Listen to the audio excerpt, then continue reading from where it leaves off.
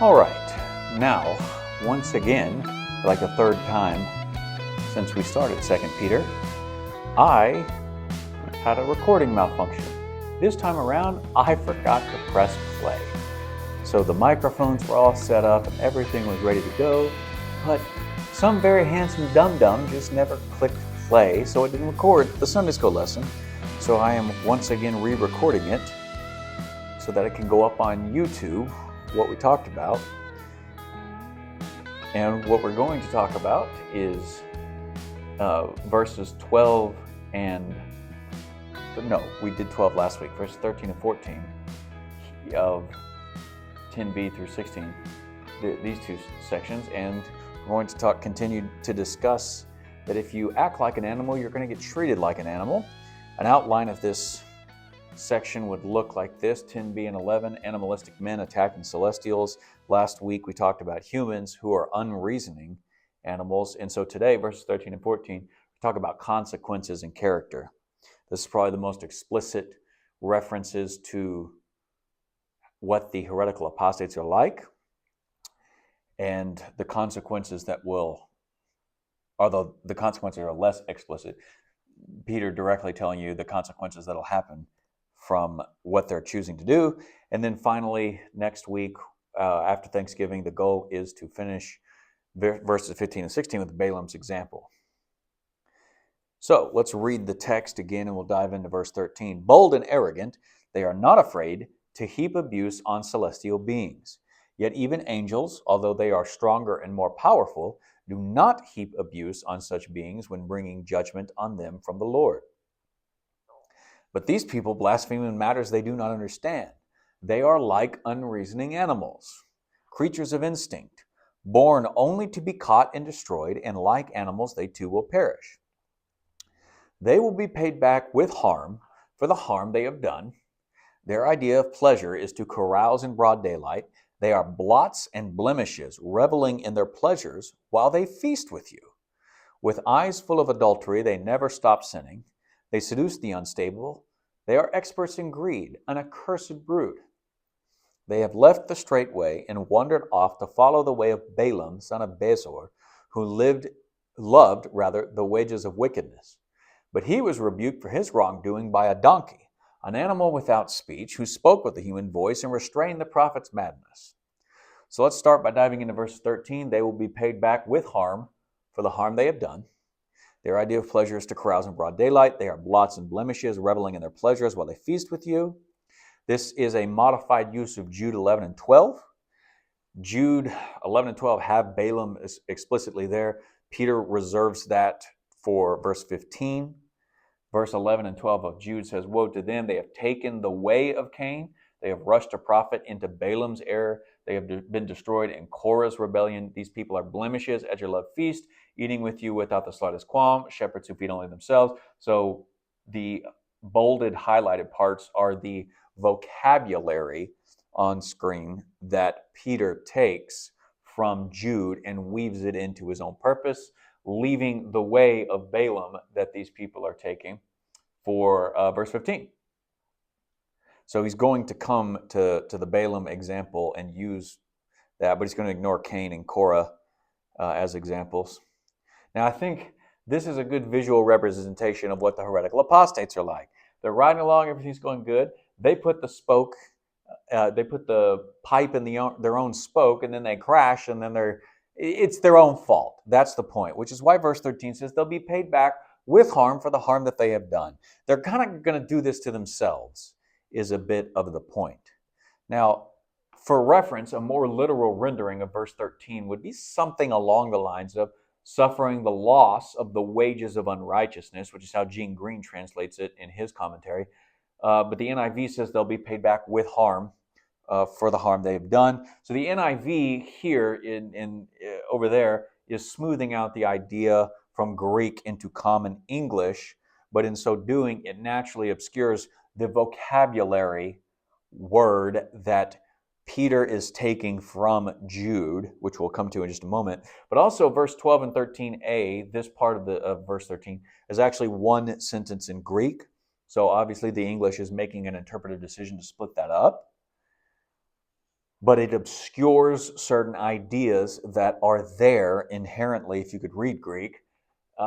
Paid back is the same word for as Jude 11, rushed for profit. Misthu is the word.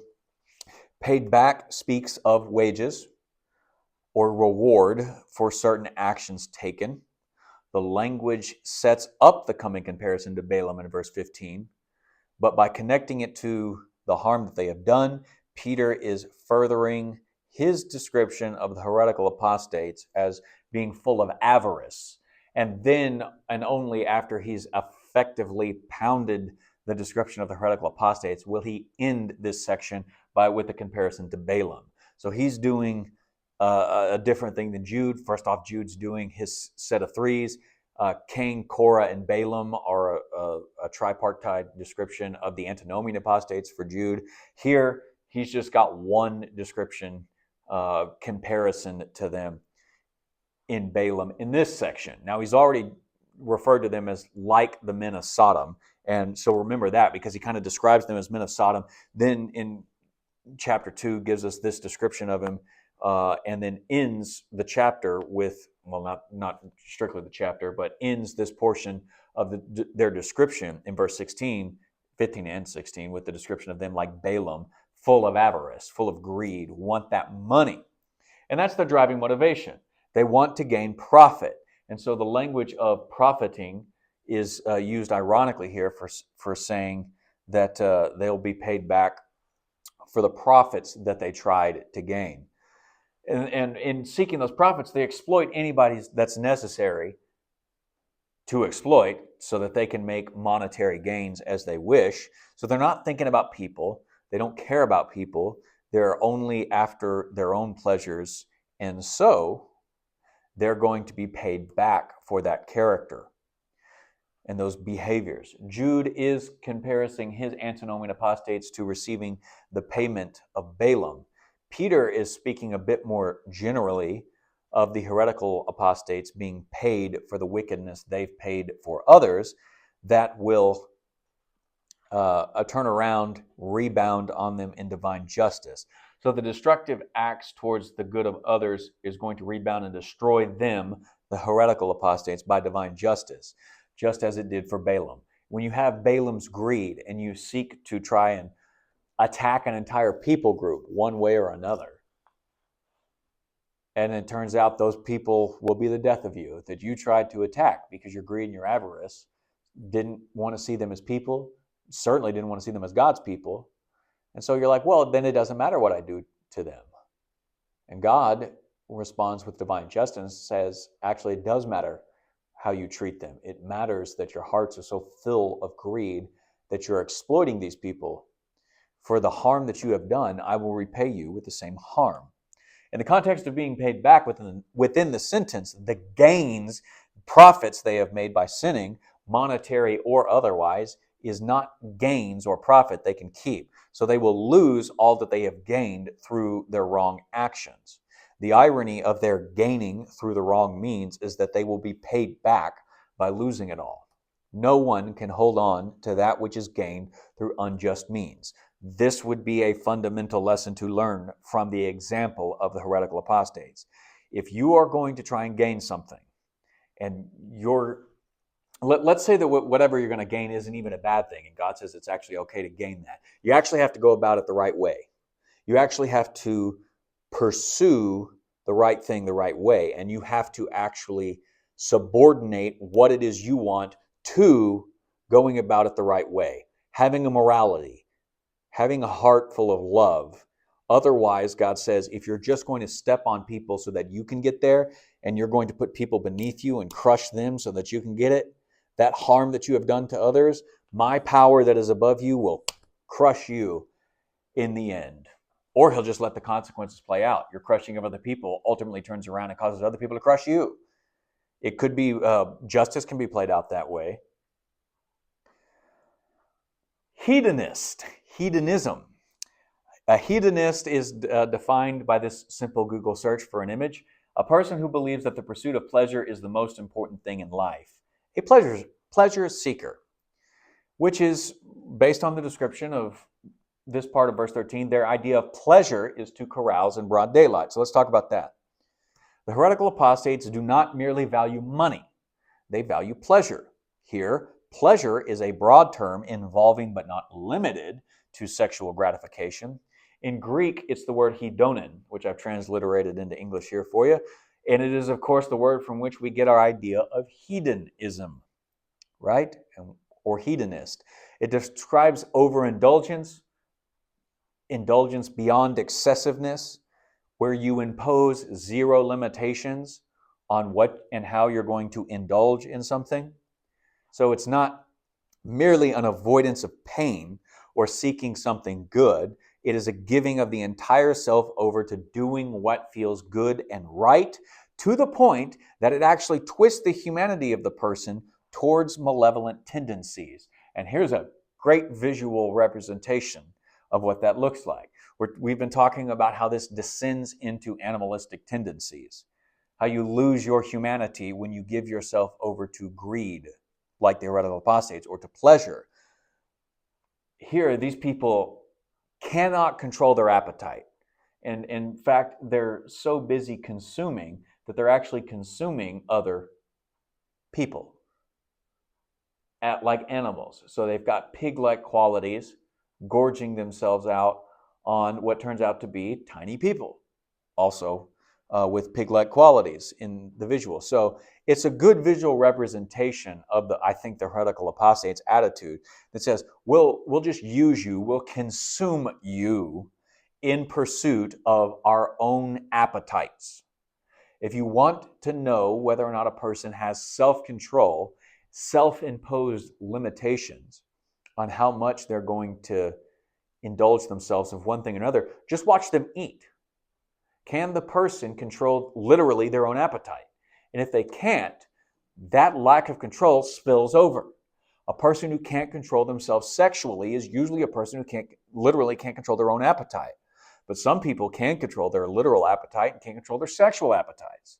Here, the hedonistic description of pursuing pleasure seems to indicate that they don't even try to control their appetites at all.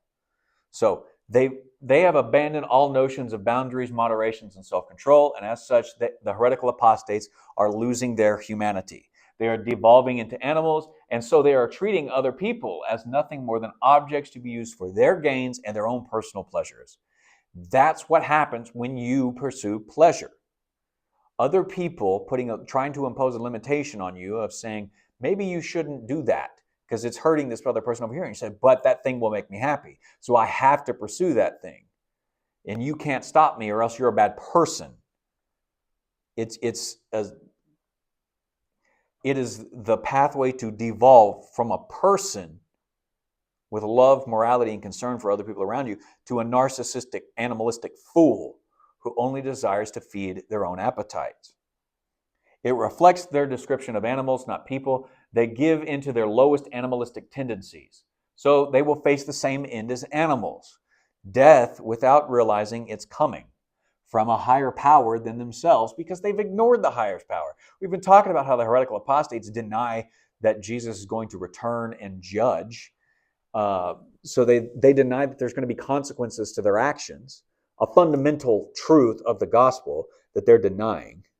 And that's what we want to do here today, is get to some sense of what happens when you deny fundamental truths and how it turns us from being people into animals. It's not good.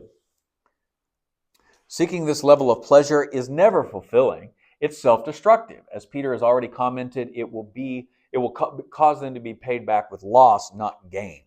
So this is kind of, in this slide, tying everything in verses 10b down through 13 back together. The heretical apostates of Peter's time called for carousing and reveling in their pleasures. The NIV translates it carousing. Reveling, I think, is kind of a stronger English term. I rather like it better, but you could use either term. It describes a person abandoned to luxury and sensual delights to such an excess that they will, like the men of Sodom, turn on others who attempt to block their ability to achieve their heart's desire. Even devolving down so far as to employ violence as a means of ensuring wealth and pleasure is gain for themselves, even at the expense of others, which is exactly what the men of Sodom were doing, banging on Lot's door saying, where are the people that you took into your home tonight? These visitors, bring them out, we're going to have sex with them, whether they want to or not. So the men of Sodom viewed turns out they didn't know it, but angelic messengers of God as just a body, a physical presence for them to indulge their own physical desires with. And then after that, whatever happens to them is irrelevant. That's just the thinking of an animal, thinking that the goal of life is just to mate, reproduce. No, because in the example of Sodom, they couldn't reproduce if they wanted to, because it's a group of men, and a group with other believed to be men turned out to be angels in the form of men. All of this descriptions stuff between their covetous desires, their hedonistic attitudes, all of this devolving into animals should sound very familiar to us in America today. Whether you're inside the church or whether you're outside the church, it should sound familiar, because the desire to attack somebody for stopping you from fulfilling your desires is becoming more and more prevalent in our culture.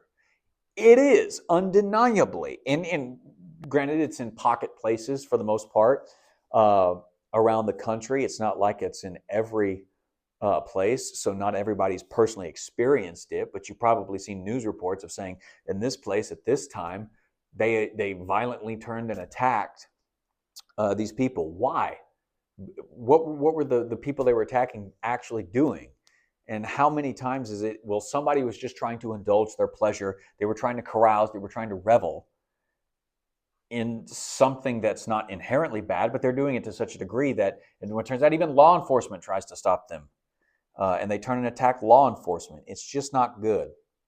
And what's most scandalous about the heretical apostates is not merely that they seek such hedonism, but that they do so in broad daylight, which is to say, they do it in full view of everyone, right out in the open, pursuing their desires for pleasure for everyone to see without feeling any public shame. And it would absolutely astonish the readers of Peter, because even the common pagans do not carouse out in the open. They don't do it in broad daylight. They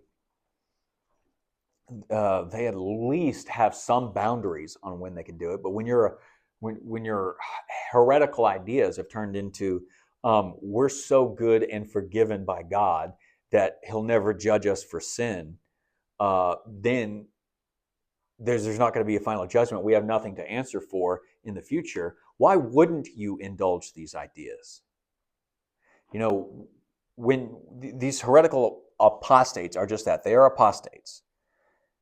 They have turned their back on Christ to pursue hedonism as their alpha and their omega, and in so doing, they've become worse than if they, probably worse than they were when they first believed. The only thing less moral than a pagan is a Christian who's turned their backs on Christ. Because once you've done that, there's no limit to what you won't do. Because you've knowingly done the worst thing. You've rejected the king who has the right to tell you no. And now you're in your own mind placing yourself up above the king of heaven and earth who has all authority. And you're like, no, I'll decide. I'll make the authorized call. I give myself permission. Who are you, Jesus, to stop me? I'm just being true to myself. I'm just being my most authentic self. Well, that actually turns you into a very wretched person, a very evil person in the end. You cannot pursue that without eventually turning into an animal who will turn and attack other people. You know, when Jesus is giving the Sermon on the Mount and he says things like, you cannot serve two masters, God and money.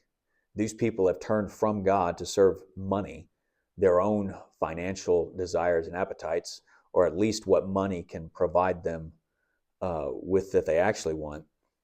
And so they're not being loyal to God. And when we pursue the same thing, you'll just attack anybody who gets in the way of that. And I think we're seeing that in our culture. We're seeing that in our modern times, inside the church and outside the church. You know,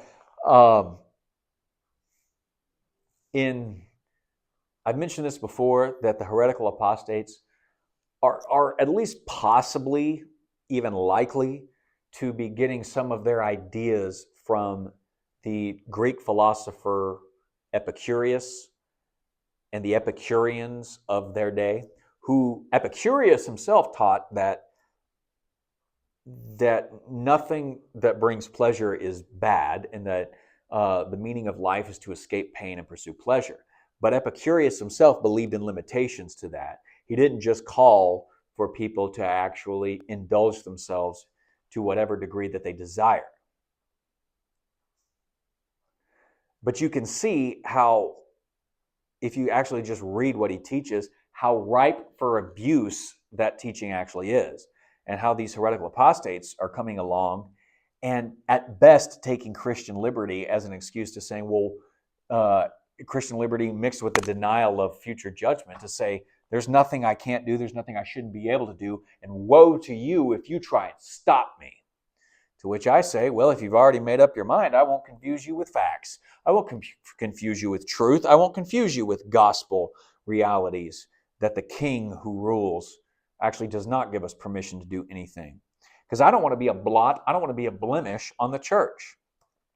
Blots and blemishes, or spots and defects, referring to acceptable sacrifices within the sacrificial system. So it's sacrificial language.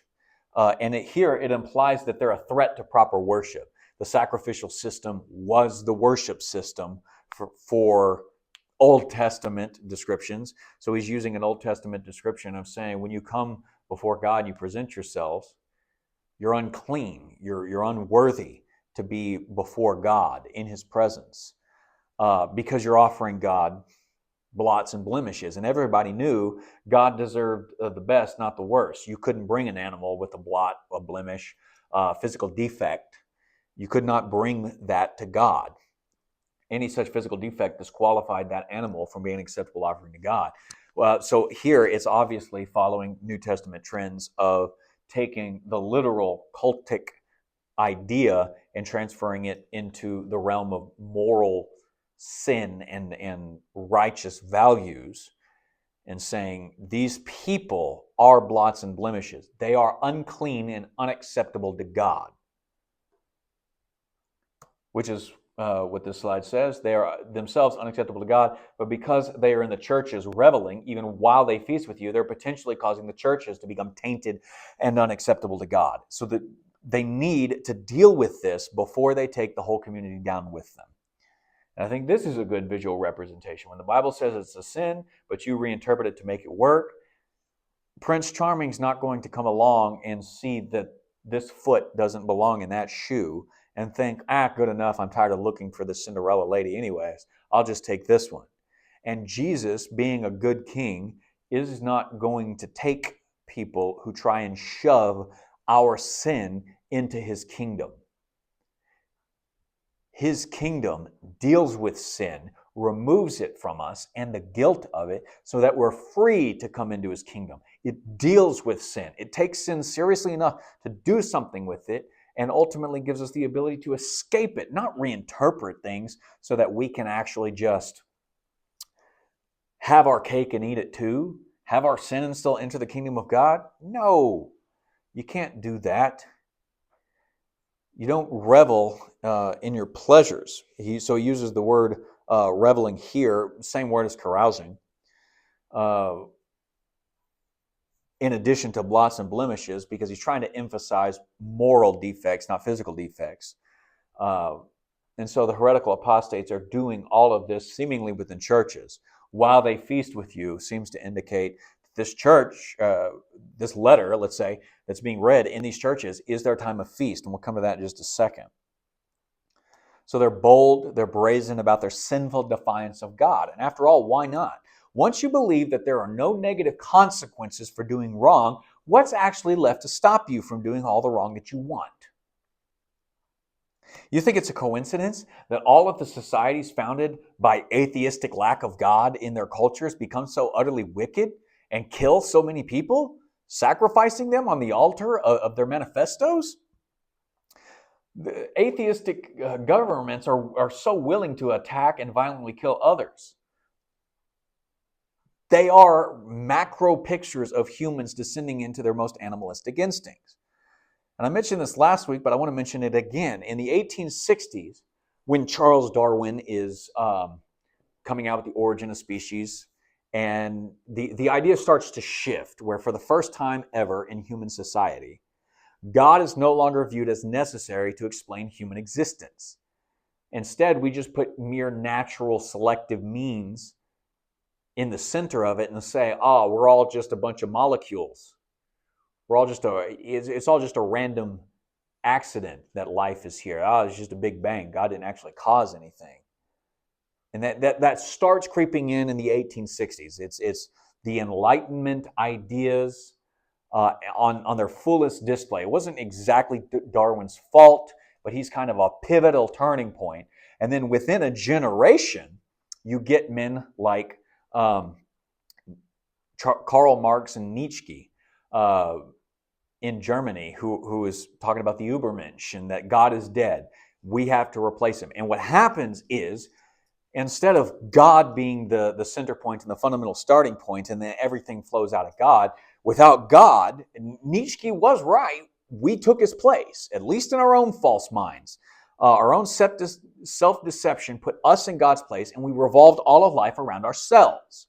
And love became irrelevant, power became dominant. And within half a century-ish, I'm ballparking it here, from this idea seeping into Western cultures, you have the Great War, the First World War. You have WW1, and 22 years later, you have the Second World War, after the signing of the Treaty of Versailles.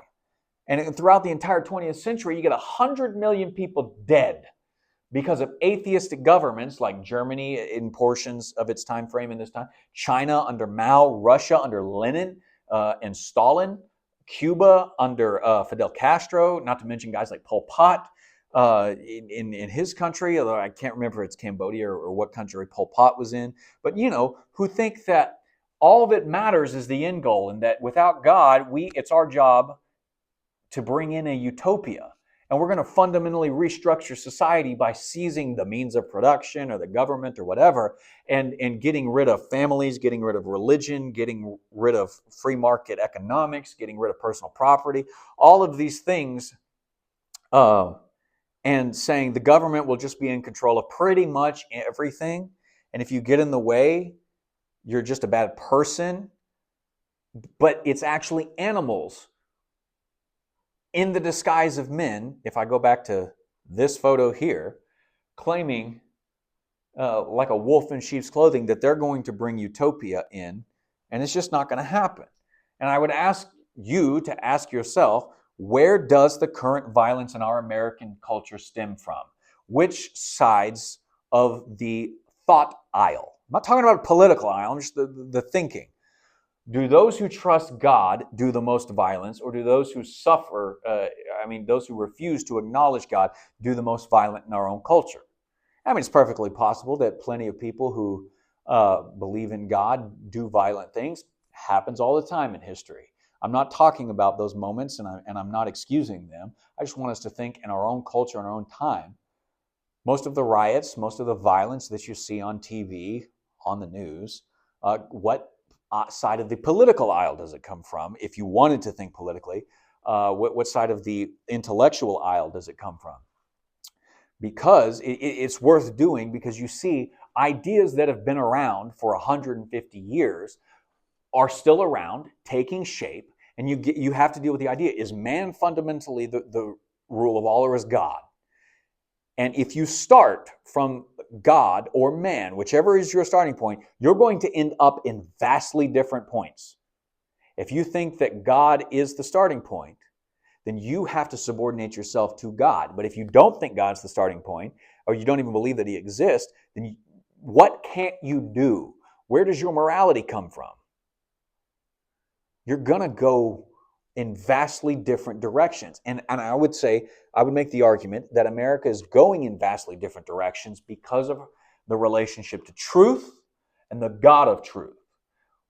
People are out there at least trying to pursue God, maybe doing it very badly, but they can be reasoned with. However, a person who doesn't think that God exists or is necessary to explain human life is going to come to a very different conclusion about life, and they're going to do things a very different way. So you get, let's take this example of a current sitting U.S. Senator from New York, AOC, where she says it's more important to be morally right than factually correct.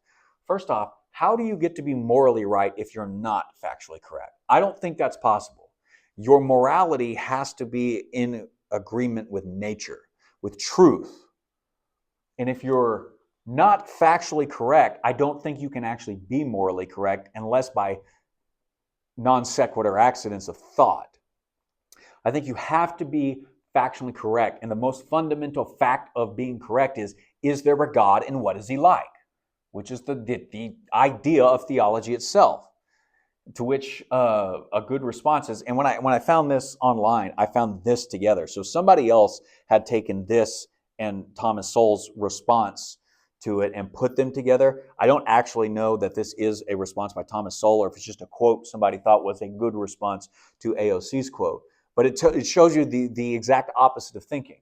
It is usually futile to try to talk facts and analysis to people who are enjoying a sense of moral superiority in their ignorance. I don't know that this came from Vision of the Anointed, but it sure sounds like Vision of the Anointed by Thomas Sowell, where he's directly dealing with ideas, not necessarily AOC, because he wrote it before AOC was ever elected, but the same mindset that animates AOC, animates certain political parties, and has done for 150 years.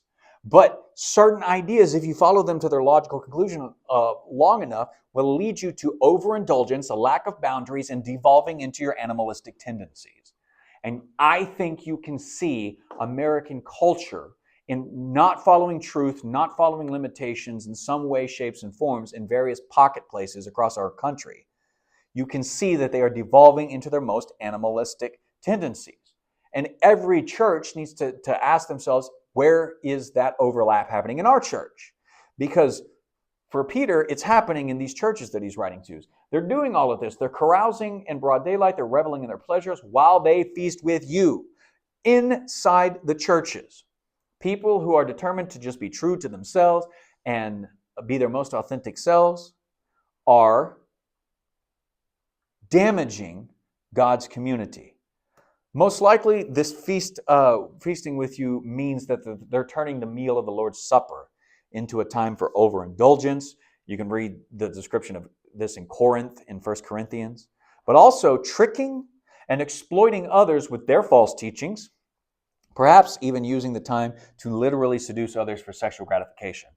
The way Peter describes this, all of these three things are very likely happening inside the churches, in the church gatherings, because there's no church buildings.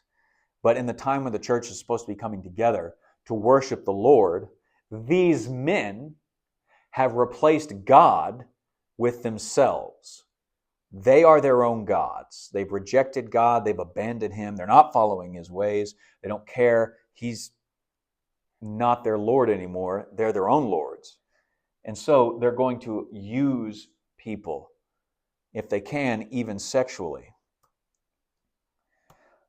So Christian communion and worship has been transformed into a time for personal desires to be fulfilled with full lust and avarice motivating those fulfillments. But Christian community is not the time to fulfill our personal desires, even the good ones.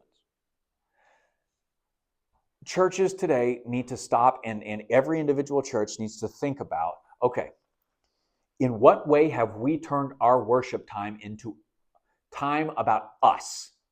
Christian worship music today needs to take a good long look in the mirror and say, how much of this is me actually singing truth about God or glorifying God? How much of it is actually just me singing about me, imposing stuff about myself? Because pop music and Christianity have molded and mutated into something where when we bring it into churches, those church gatherings are actually so very humanistic, which is what the 1860s on through now is. Humanity is the ultimate measuring rod for everything. Everything revolves around them. So that's a new form of humanism, not to be confused with the humanism of like the 1300s to the 1500s and what Martin Luther was dealing with.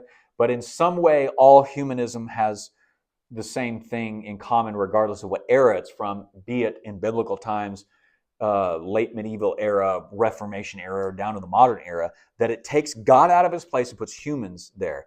Well, this modern form of humanity has been around for 150 years and has seeped into churches in such a way that so many church gatherings are just about the people, not the God of the people.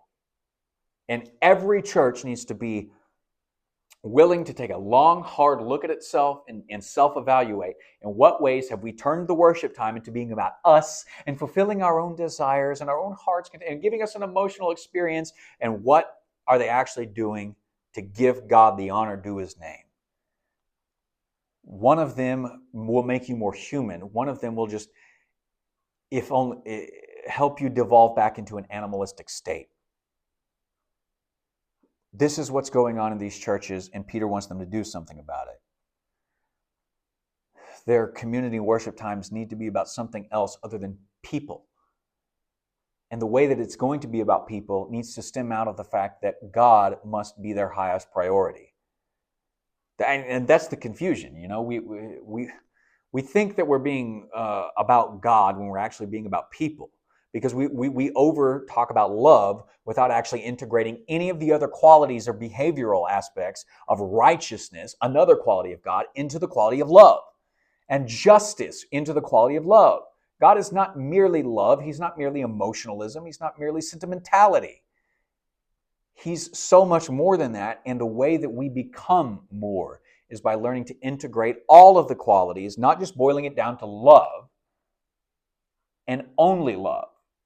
If you're going to talk about love, and we should, you're going to have to connect it with justice, with morality, with confession, with righteousness, with every other act and biblical idea that's actually out there. Now, about these meeting times, it was not uncommon in the Greek world during times of communal meals for the pagan men to use the opportunities to seduce women. The earliest churches built their worship services out of the Lord's Supper, which was the Hebrew Passover meal. And that was the center point. You start getting away from Hebrews being dominant to Gentiles being dominant. And it seems like place to place, depending on where you're at and what time frame you're in, that the Roman symposium became the model for Christian worship, revolving, instead of a meal to Caesar and lifting up the cup and saying, "Hail Caesar," it's lifting up the cup, the Lord's Supper, and saying, "Hail Jesus Christ." And during that time, your community fellowship happens. You're having a meal together. You're hearing teachings from the Word of the Lord, meant the Old Testament, and epistles if they've been written to you from authorized apostles and stuff like that. But you can see how if they're trying to overlap and model based on something like a Roman symposium, that in symposiums where men and women would actually meet together sometimes, how in those pagan places they might actually seek it as a time to actually hit on and seduce women. And if they're bringing those pagan ideas into their model, how they would turn church worship times into a time of trying to get laid. So it is at least possible that Peter is stating that things outside the church are being brought into the church to describe what the heretical apostates are bringing into the fellowship, especially during meal times, which they organize their meetings around. So it is possible. I don't know how strictly it is the case historically, but it is a good historical connection point of possibility. In verse 14, he goes on with the description. With eyes full of adultery, they never stop sinning. So instead of being focused on glorifying God within these fellowships, which are actually supposed to be fellowships with God, they instead sought to glorify themselves as they attempt to use the time, God's time, to fulfill their own greedous appetite through personal seduction.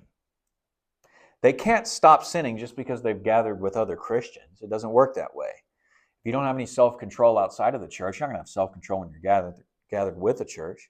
Their hearts are so filled with the desire for pleasure, sexual or otherwise, that they're unable to turn off their lust just because they walk through the doors of a church.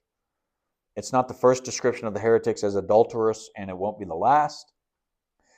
And it's designed to continue their animalistic descriptions. They are predators and they're always hunting. The language of verse 14 is not really language of predatory animals on the prowl for someone to mate with, but the comparison in English is still likely valid. So Peter's not describing them this way, but the language still works. The idea still works. And so I'm just bringing it up here to tie all of these ideas together. You know, it's like this description of them as animals. You come along, you see a poor lion in the cage, and you set the lion free, and you think you're happy, and the lion turns and devours you. It's like, of course it does. That's what lions do. And when you entertain animalistic people, don't expect you to be the one person that they're not going to turn and attack. Ask the regime that served Lenin and later Stalin and helped Lenin come to power, who eventually, after Lenin's death in 1924, had a 3 or 4 years of bloody succession until Joseph Stalin came around 27 and 28 to power. And then Stalin puts to death a lot of people that helped Lenin come to power and form the communist revolution. It's like, come on. If they're willing to attack and tear everything else down, you are not going to be the exception. They will kill you. They will turn and attack you, devour you. These people that Peter's describing certainly will. They seduce the unstable. This phrase, literally luring unstable people, it's luring is a better translation because it's a fishing metaphor in Greek. So they're fishing and they're going after, that's why I keep it with a hunting metaphor. They're seeking to eat and consume you. The question is, what lure do they use? What's bait to seduce people? Well, he's already given them the description that they're persuading other people to join their side through words. And so here it likely means that they're employing descriptions largely focused on finding life by fulfilling our every pleasurous desire to deceive people into joining their way of living. Hey, how can sleeping with me be wrong? It's going to feel good. You're going to enjoy it. So if it feels good, why wouldn't it be wrong? And there's two ways that you could refer to the unstable. One possibility is that the unstable are those who are not really loyal to the Lord wholeheartedly. They're like, okay, circumstantially, I'll be faithful to the Lord. Maybe I'll try out this new Christianity thing that's happening around me. But they're indifferent to biblical doctrine. They don't really care. They don't really have loyalty. This is why I take my biblical doctrine so seriously. This is why I take studying the scriptures and learning the text, the understanding of things God wants me to know so seriously. Because if you're indifferent to biblical doctrine, you are indifferent to moral behavior. In keeping with biblical doctrine. In keeping with what God says is right and what you say is right, and where they don't meet up, if you're indifferent to listening to God and just learning it, you're not going to be the person who's jumping at the opportunity to deny yourself pleasure so that you can obey God. So that's one form of instability. There's another option here. Combined with verse 18, Peter could be saying that new converts are the unstable ones, the ones that they target to lead astray through sexual seduction, through promises of life, through fulfilling pleasure, descending into an animalistic thing. Either way, Peter seems to be saying that these people are having success in the churches and they're leading people astray. I would say that perhaps seducing the unstable, meaning newer Christians, would make more sense because new believers are just naturally less knowledgeable about the apostolic teachings. They just don't know as much yet. They might be even ignorant of the prophetic teachings of the Old Testament if they're Greek. And so we the idea that they shouldn't be doing certain things, like engaging in sex outside of monogamous marriage, would naturally be foreign to them because they just simply haven't had enough time to learn God's standards yet, let alone live by those standards. So Peter's idea, I think, is that they need to be protected from the heretical apostates by the leadership of the church until they've had time to mature in Christians' teachings, in Christians' teachings, learning them, put them into practice, gaining Christian character. But you can't do that. You'll never do that. Develop your character if indifference to biblical doctrine flows through you, or hate. Because these people, they are experts in greed. Literally, their hearts are trained in greed. That literal rendering is a bit more accurate because the Greek word for trained stems from gymnasium training, the discipline to actually get the results that you want to see at the gym, which was not the same as weightlifting at the gym, but sports and the ancient Greek Olympics training. You devote your whole life to getting something. These people are devoting their whole lives towards getting money and sex, fulfilling their animalistic tendencies. But here, the idea that they're experts in greed, that they're well-trained in greed, is an anti-discipleship idea. And I've mentioned this before. They're the exact opposite of what Christ is actually calling them to be. They're flipping it upside down, and they're giving themselves over to disciplines that will help them get money and sex. As long as it gets to those things, they're devoted to it. If it doesn't give them those things, then they're just going to let the hate flow through them, turn and attack you. So they're disciplined, but not in the teachings and the ways of Jesus Christ, as all Christians should be, but in the qualities that most defy him: greed, avarice, using people rather than loving concern for people. With the sexually corrupt desire description given, Peter returns to his initial description of their avarice here. They're experts in greed. They have trained themselves to exploit people for monetary and sexual gain in the pursuit of pleasure because the very core of their inner being is corrupt. They are unclean within. That is why they show such spots and blemishes by their own outward immorality. If you want a good podcast on this, Christianity Today a few years back did a podcast called The Rise and Fall of Mars Hill, referring to the church that was planted in the 90s by Mark Driscoll, and showing the character of not just Driscoll, but the leadership of the church that he surrounded himself with, and why the church ultimately failed and closed basically overnight because of the character of its leadership. They were using and exploiting people towards certain ends. Some of it was financial, some of it was just narcissistic ego, trying to get Driscoll's face out there, a race to get 50,000 people in their church overall, and excusing bad behavior because their pursuit was a church of 50,000. It's a really good podcast. It's only like 8 or 9 episodes, roughly 40 to 60 minutes long each, but really good. I highly recommend it if you can stomach some of the descriptions you get from Christianity Today about these people, because they're no different than pagans a lot of times, even pastors and shepherds.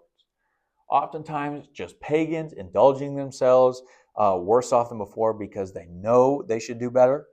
They know they shouldn't do certain things. And so Peter climaxes this description by calling them an accursed brood. And this gets into their the connections moving on in 15 and 16 about Balaam. So we won't really talk about this now. Literally, that's cursed children or children of a curse. He's thinking ahead to his Balaam example. So he describes their current status before God not as blessed, but its opposite, cursed. Balaam was summoned by Balak of Moab, king of Moab, to put a curse on Israel so that they could be defeated in battle. Instead, God blessed Israel through Balaam to pronounce a curse on Balak for making himself an enemy of God. So like Balak, the heretical apostates would get the ironic opposite of what it is they ask and what they seek. They seek the blessed life of pleasure through the exploitative pursuit of money and sex at the expense of others. Therefore, before God, they are not blessed, but cursed, to be low in status and honor, ultimately facing the judgment and condemnation they claim will never come on them. And so he's hinting at his Balaam language. And so he's going to turn and make the comparison to the false prophet explicit in the next two verses to close this off, to describe them as, you guys are just animals. And like animals, God's going to put you down. I guess you could say like rabid animals, because their attempt to pursue all of this at the expense of others. They turn rabid. They turn and attack verbally. Verbal attacks turn and start swinging fists, and then the fight breaks out, and then the verbal violence turns to physical violence. And I think that's what we're seeing in our culture a lot, inside churches and just in the larger cultural spheres, because the fundamental starting point is you are not God. You are not in charge. God is God. He is in charge. The best thing that you can do is get over yourself and actually submit to Him. But how many of us are actually going to make that choice and do that? How many of us are going to stop letting indifference to biblical ideas consume us? Stop pursuing our own agendas. Start giving ourselves over to learning God's agenda so that we can put that agenda into practice. Wouldn't that be a different church, and yes, a different America in the 21st century if we did that with the next 75 years of this century left?